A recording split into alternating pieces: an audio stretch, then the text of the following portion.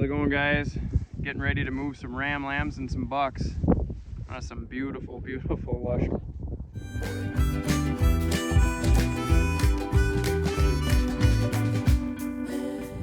All right, we got Rochelle, we got Traden, we got Lane driving the truck with the water barrel on the back. He's gonna park it right over there, hopefully somewhere, as I told him to stop.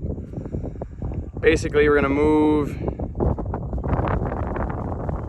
them guys straight up the hill into here, and they're gonna have a feast.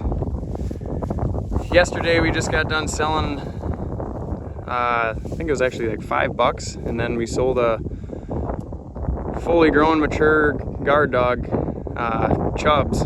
He went to help out some new guys, so he did a great job here, and he's gonna do a great job for those guys. So they have 2 puppies, and they were having some issues with the puppies not doing what they're supposed to, and they were kind of hoping that this older dog would show them how to get the job done, and that's what he's gonna do. But yeah, we don't bother with training our dogs. It's all natural instincts. We treat them like livestock, and they do their job willingly and absolutely love to do it. They hang out with the sheep and the goats, and they do a phenomenal job.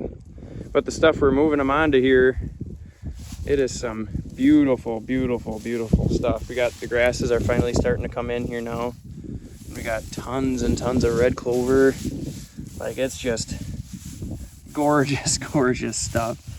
It's so dry here too. It's unbelievable how dry it is, but I know we could always have it worse. But looking underneath here, it is thick.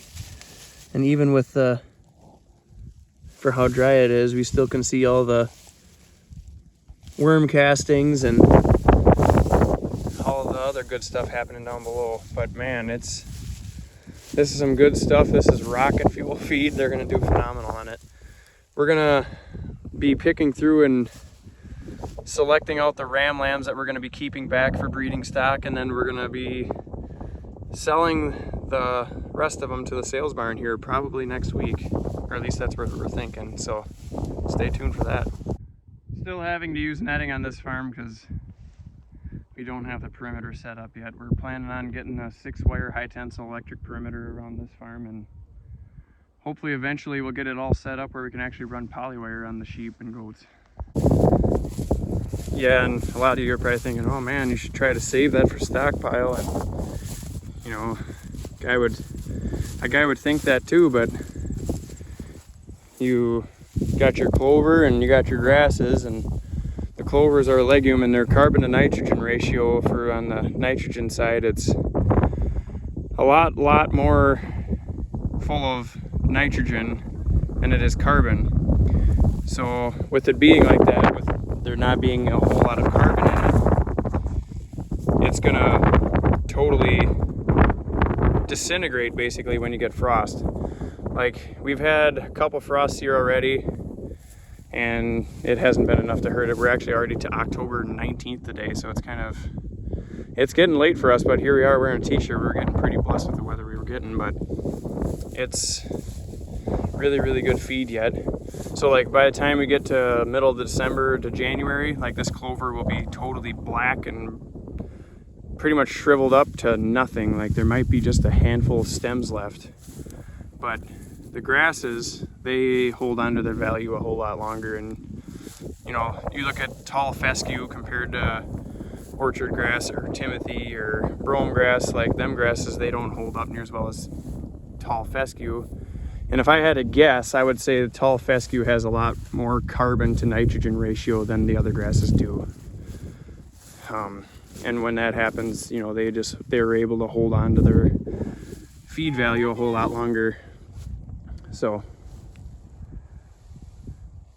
it's kind of a fine line when you want to harvest the red clover, because if you don't take advantage of it the way it is right now, you can lose all of that value. And you know, like, oh, you're adding to the soil health bank account. No, that really wouldn't be true either, because you're not adding enough carbon to the land to have the value, so you might as well harvest it while it's here. At least that's my philosophy behind it. Grasses can stockpile, it might be worth waiting on that, but the clovers, it's worth taking it.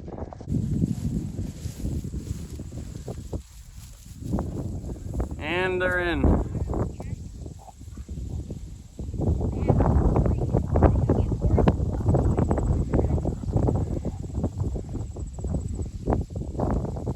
They're looking nice.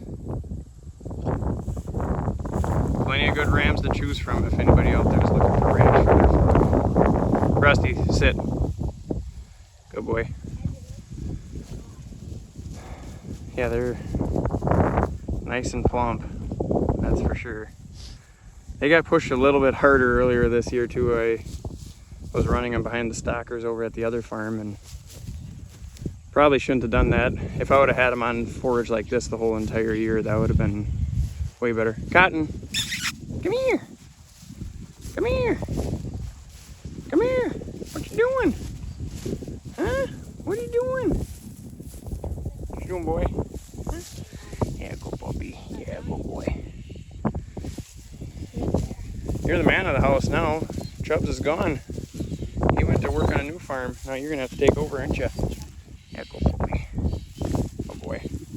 Yeah, we got Cotton and Sasha. They're the adults, and then we got 2 puppies in this group too yet. So we're pretty well stocked. But with that, we're gonna dump some water in and probably head home. Hey, Sasha. Good girl. It's not the most efficient system, but it works.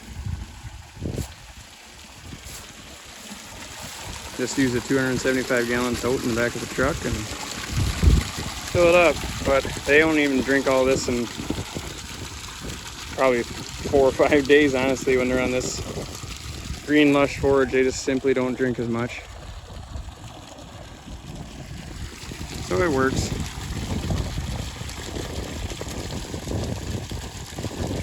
Now we gotta run the Jersey cows out. I'm trying to find Jordan. I don't know where he went. I have his phone. We're gonna unroll some water line. We weren't able to show you guys running the jerseys out. We actually had a birthday party to go to today. So I'm gonna hop on the Ranger and we're gonna go find him, watch him unroll some water line, and we'll kind of show you our setup, maybe pop out and see the jerseys if they're time. We'll see.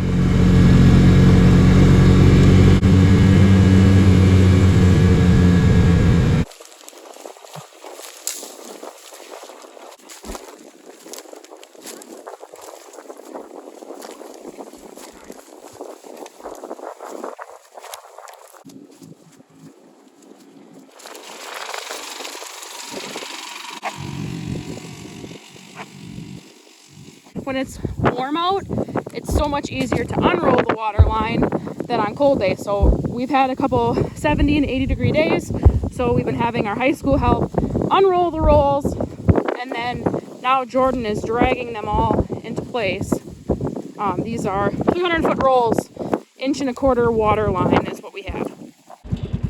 Yeah, here we got the water hydrant that's gonna run water line all the way down the road, and then it's gonna go way up there to where the sheep are and the jerseys are, and we'll be able to feed all that ground up there, up above them wrap bales, everything up that way, and then over the hill even. So should be good. It's a long ways, but it should work good, and it'll be coming from the well over there. So yeah, I guess we're still rolling water line out. We got another like 8 rolls right here ready to go that I think Weston did this chunk of water line for us. So yeah, we've just been grabbing on and dragging sections to wherever they got to go, and then tomorrow we'll probably put the connections together. I believe on this side, I think we got like 8,500 feet of water line we got to put out. It's going to feed the majority of the acres for this project. And then we got some that's actually to the south over there. That's another few thousand feet over there too. So yeah, it's working pretty good. 1.25 inch water line. We should have good pressure out of it.